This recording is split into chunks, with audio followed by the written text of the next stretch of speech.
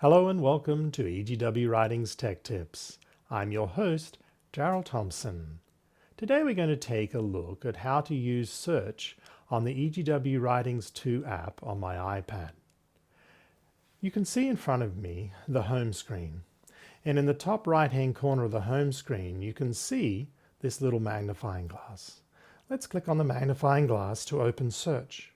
Now there's two ways you can actually activate the search window. You can tap on it, or you can swipe in. So they're the two quick ways of activating search. Once you've reached the search window, you'll notice that the cursor is flashing inside the text entry box, and you can start to type the words that you're looking for. So you type faith, and you can either click on the magnifying glass, or if you have a keyboard, click return, even on the virtual keyboard. Once you've found the results that you're looking for, you can scroll up and then tap on the result that you want, and it'll open to the screen. Now some people say, okay, I want to go directly to a book and page.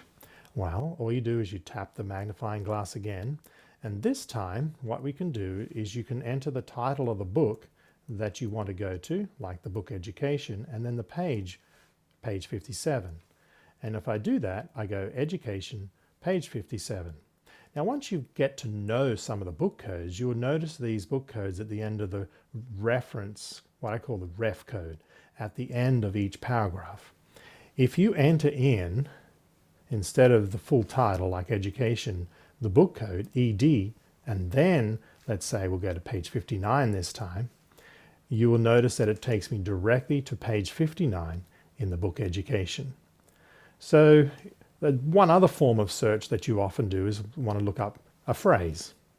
So let's say, for example, I want to look up in education for the phrase greatest want.